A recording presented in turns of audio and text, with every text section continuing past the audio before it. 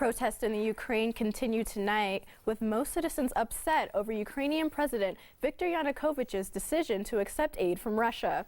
NAZ Today reporter Xavier Rangel, along with videographer Corey Norfleet, met with Professor of Politics and International Affairs Dr. Paul Lenze for a closer look at this conflict in Ukraine.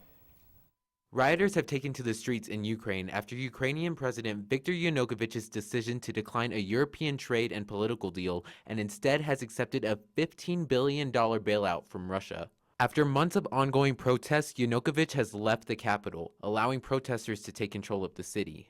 Since then, however, Yanukovych has vowed to remain in power and has requested the assistance of Russian President Vladimir Putin, who has sent Russian military forces into Crimea, located in southern Ukraine, with 59% of the population being ethnic Russians.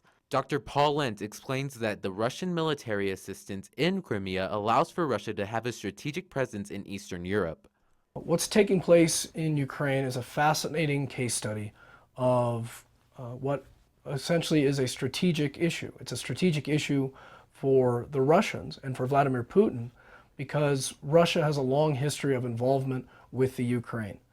And Russia sees the Ukraine as an important country economically because of agriculture that it receives from the Ukraine, but also because of natural gas that is sold between the Ukraine and Russia. It is in Russia's strategic interest to protect the Ukraine, because for Vladimir Putin, it's economic.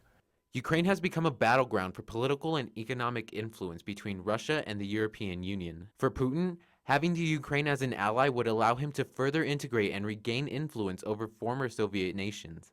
Dr. Lenze says he discusses these topics in class because we must be aware of what is happening in the world.